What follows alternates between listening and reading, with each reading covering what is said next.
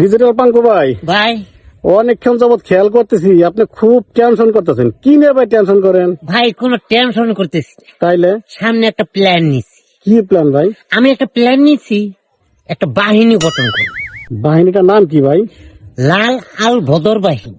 ভাই এই বাহিনীর আবার কাজ কি? এই বাহিনীর কাজটা হইলো যে সারা বাংলাদেশে যে টয়লেট আছে, হ্যাঁ, এই টয়লেট থেকে এই লাল আল বদর বাহিনী চাঁদা উত্তোলন করে। তারপর? তারপর এই বাহিনী বাংলাদেশের যে টয়লেট আছে, হুম। এই টয়লেট থেকে চাঁদা উত্তোলন করবে। আর যে বাংলাদেশের যতটি সুইভার আছে হ্যাঁ। এদের মাথা পিছু ট্যাক্স বসাইয়ে দিবে। তারপর? এই ট্যাক্সের টাকা দিয়ে, কারণ সামনে যায় দুর্দিন আসতেছে, জি। আমার এই বাহিনী সকল কর্মীদের প্রতি সেই ট্যাক্সের টাকা দিয়ে আমি কর্মী বিন্দুদের পালবো, আর কর্মীরা আমার এই ট্যাক্স আইনা দিবে। প্ল্যানটা ভাই ভালো হয়েছে না? ভাই অনেক সুন্দর বুদ্ধি তো ভাই। হ্যাঁ, সুন্দর থাকতেই হবে, তা না হলে কি আর চলা যাবে?